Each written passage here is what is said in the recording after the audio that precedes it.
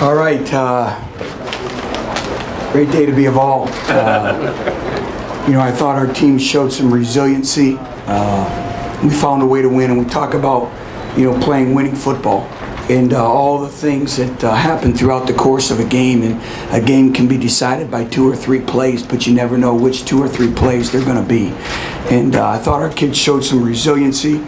Marquez North obviously made a big-time play, but hats off to Justin Worley too.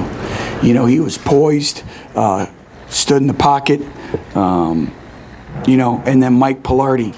It's been a long time coming, and so it was great to see there. I thought defensively we did a great job. They're a very, as we all know, an explosive football team, and they're going to get their plays. They're going to get their points because they're a good football team.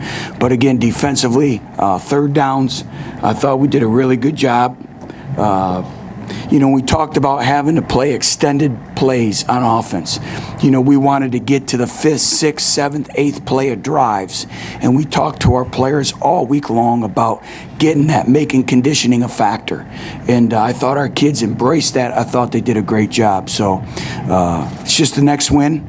It's a big win, but it's win number 4, and it gets us one step closer to our goal. But I'm just excited for our seniors, our fans, and you find out a lot about your football team, and we made a play to win at the end of the game, and that's what I'm most pleased with. So I'll answer any questions you may have. What did you tell your guys in the locker room, number 1? Number 2, talk about getting up there with the band afterwards and celebrating.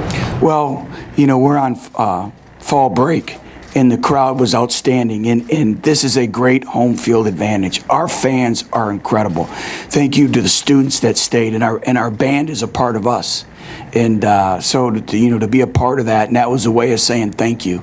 Our players, the Marlon Wallses, the Corey Millers, I could go on and on, Juwan James, all these seniors, Stone, just on and on and on.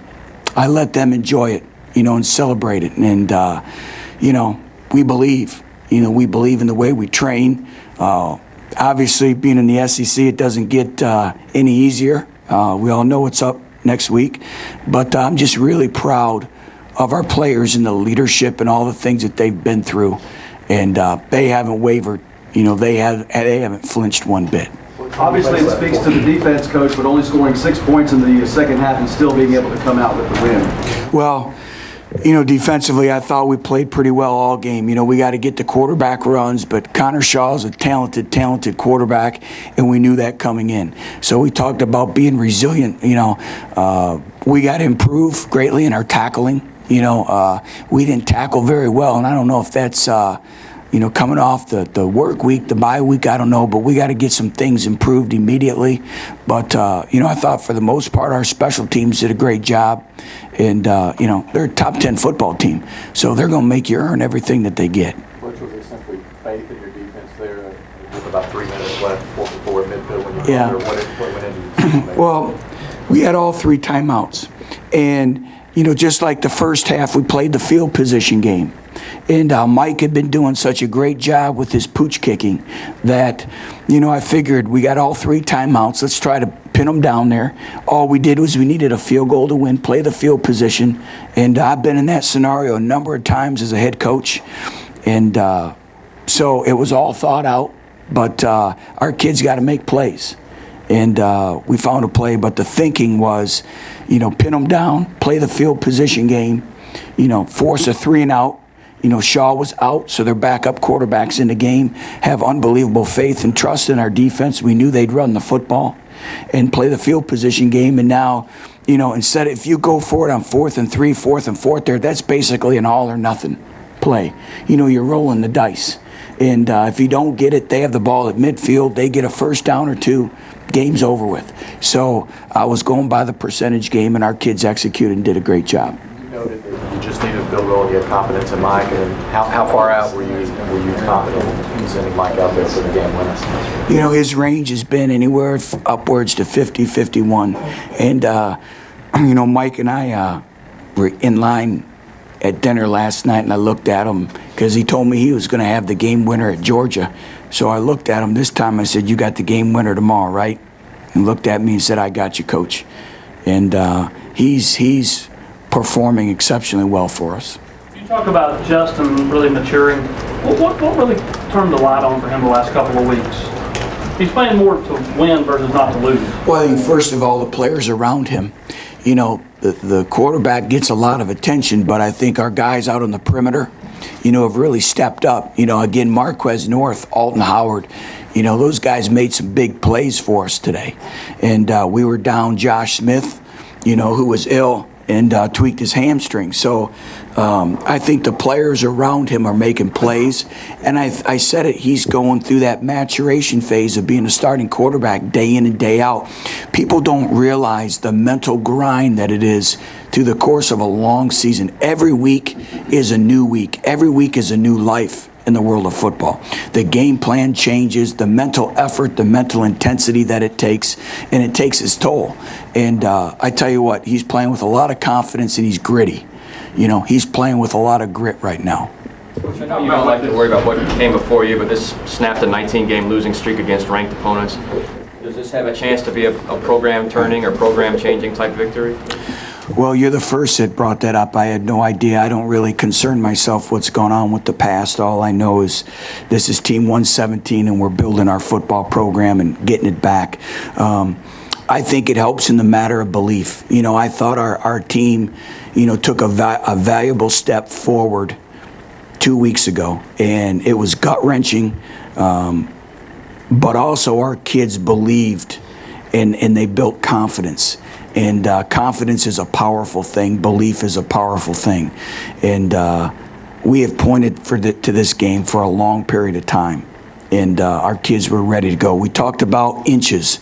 You know, inches make the champion. Inches make the difference. And you could hear all our kids on the sideline yelling inches.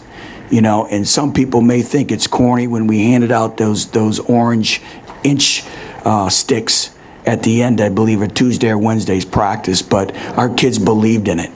And we were fighting for that inch today, and we found that inch. And, you know, it's a big game because we won, and it's all about winning. But I do think we took a major step forward. Now, you know, will this have any indication down the road? No, it's what we do with it. Was the North kind of high-pointing those balls an example of the inches you're talking about? Absolutely, and we've worked, Coach Z has worked exceptionally hard on that part of our game with all of our wideouts. You know, we call it back-footing it and going up and catching the ball at its highest point. It's the equivalent, you know, of going up and grabbing a rebound. And he came down with the ball, and players make plays to win games, and we found a way to make some plays to win a football game. Coach, the pass rush has been one of the most important elements of the defense. I mean, got after Shaw today. Really, can you just talk about the impact that they had and keeping them kind of? We did. We got to learn how to leverage the ball now with our points on the quarterback. But it's all a mentality. You know, rushing the passer is a mentality. You know, and Steve Stripling's the best of the best, and our kids have worked exceptionally hard on it. And, you know, everything is about 2.7 seconds from snap to finish running an 11-yard arc. So your thought process has to be planned out immediately. Your counter game, we worked exceptionally hard. And I thought, you know, again, Marlon Walls really stepped up. Corey Vereen gave us a presence out there. Corey Miller, all of them. You know, even Dan McCullers, you know, on the inside. And so those guys are getting better. Did you feel like you guys were able to keep them off schedule as far as down in distance? Yes. A little bit because of that? Yes, absolutely. You know, I thought we came off the ball. I thought we played with a physicality that we need to. Obviously, we have to continue to improve. But, you know, we talk about being relentless in everything that we do in our program, whether it's in academics, whether it's in recruiting, whether it's on the field or in our community. And I thought our kids had a relentless approach. And hopefully what you see is you see kids that believe in each other. You know, our heads were up. When things went wrong, they were still up. And everyone believed we were going to win that football game, and that's powerful. Which at the end, was Rajon available or was he hurt, or kind of what was the rolling back today? Well, first of all, having Marlon back was a big spark. I think you saw that. He gained some tough yards for us. And, you know, we call them vol yards, yards after initial contact. And Rajon could have been in there, but we knew we needed some tough yards down there. And you know, we feel confident in both of them, but Marlon just happened to be in there. I think Clowney had maybe 3 TFLs in the first 9 plays from scrimmage. Did y'all have to make any adjustments on him? That looked about as active as he's been all year. No, he's a great player. You know, Clowney's going to get his plays, you know, and he played exceptionally well. He was disruptive, but, you know, that's one of those things where he's going to get his plays, snap and clear, just keep playing. And I thought in this game, if there's one thing that I wasn't pleased with is too many negative yardage football plays, especially in the run game. And too many pre-snap penalties, we can't do that. So those are things, obviously, areas that we have to continue to improve. And, you know, that's part of playing winning football. We can't, my pet peeve, I hate pre-snap penalties. And our players understand that. And we had too many of them, too many minus yardage plays when we ran the football, but also they're pretty good defensive front. What did Rajon have to say about that forward pass after the ball was handed to him? Anything? Didn't say a word. So that wasn't like a call play or anything? Actually, it was a middle screen to the tight end. Coach, you've done a lot to embrace the Big Orange spirit since you've been here. How about your version of Rocky Top? When's that coming out? Well, I sang it with the band, and I sang it in the locker room. That's the greatest song in the world, and it's a pride of who we are. And again, we couldn't have done this today without everyone associated with this game. Our fans, our student body who stayed, our band, you know, our administration, everything. And this is a great home field advantage, and it's a special place. What was the players' reaction to seeing all the former balls here? Powerful. You know, that's the other thing, and thank you for bringing that up, is, you know, you welcome back 20 Letterman, you know, 20 Vols, or 200 Vols for life. And we had a reception last night, and our former players have been outstanding.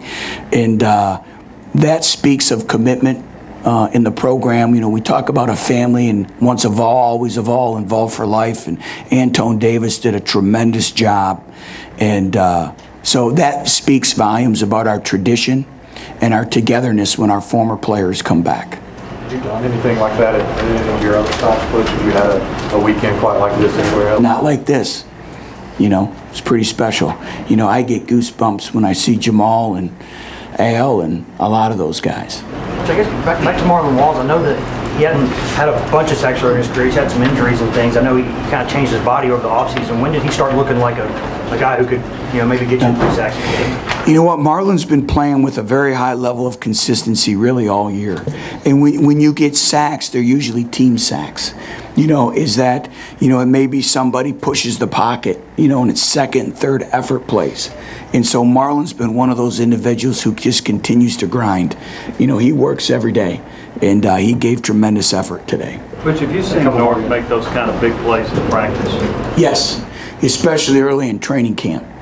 And, you know, Marquez is a very explosive young man, and it was great to see him go up and make those plays. And I thought Cam Sutton, you know, there's another true freshman that I thought played exceptionally well. They tried challenging him.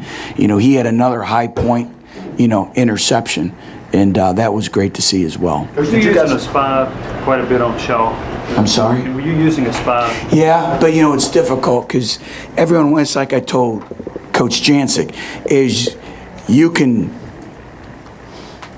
come in here and say we spied the guy all day, but if you have a defensive lineman on him, spy doesn't really mean anything. You know, it still comes down to matchups. You know, so we tried to do different things. You know, we tried to bring pressure, a lot of internal pressure, to try to keep him in the pocket and condense the pocket. And like I said, I have a tremendous amount of respect for him. I think he's a great football player. Coach, did you guys talk much about Shaw not having done an interception? No. That's what you guys talk about. I was just wondering, was it significant at all for the defense to turn him over like that? I'll be honest with you. I didn't even think of that. You know, we just know it's defense's job is to get the ball back. You're attacking the ball on every single snap, and that's the way we're going to play defense here. And, you know, I thought that play on the ball in the air with Cam Sutton was a great play. With Dan McCullers, with Dan McCullers, did he have one of his better games today forcing things in the pocket. Yeah. I thought Dan was a lot more active in his pass rush, you know, and so it was great to see. We got a great, you know, some great internal pushes with the pocket, and we've challenged him, and he did a great job. Thank you.